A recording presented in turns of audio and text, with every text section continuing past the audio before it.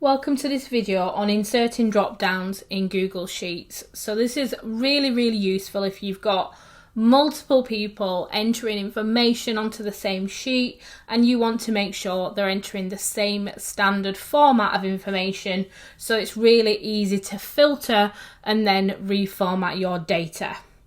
So I've got column E at the moment, which is empty, and I want the region of the order. So my business is split up into north, south, east and west, so I want that to be visible on here, and I don't want people to add spelling mistakes or start typing in different regions because they may use different names for them. So I need a drop down in order to make this happen. So to do this, I'm going to click on one of the cells, and then I'm going to go to insert in the top left hand corner, and then if I scroll down a little bit, I'll see a drop down option.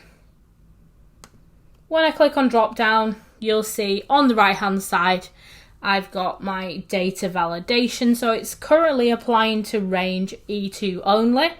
Now what I can do here is select the data range, so I can actually pull it down.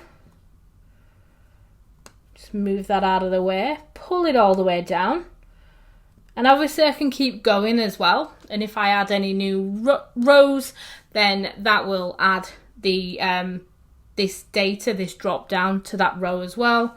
But I'm just going to click OK, and then you can see my criteria is drop down, and then I've currently got option 1 and option 2. So what I'm going to do in option 1 is I'm just going to put north in, and then south, just keep it nice and simple as an example, east, and I'm adding other items until I've got everything I need to. Now you've got the ability to be able to delete one if you've got too many using the rubbish bin, and you can even reorder them as well if you want to by clicking and hold and moving them around. So that's how they will appear on the drop down when they come up. Finally, you can choose a colour. Now you've got pastel colours or you've got more brighter colours, and you can even customise if you have specific colours for the different examples that you're going to use. I'm going to put some nice pastel colours in so it's not too in your face.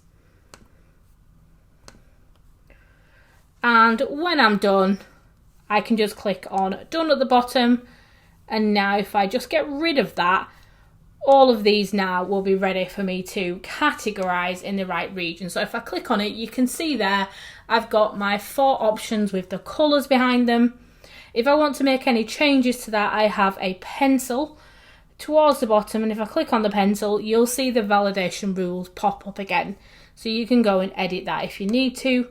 But what you and everyone can come in and do now is select the right region.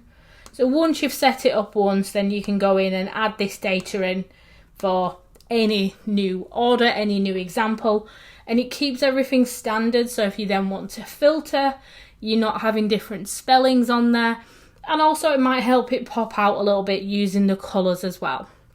So have a go at that one. Please do like and subscribe, check out the rest of the videos in this channel, and let me know if you'd like me to record any new videos.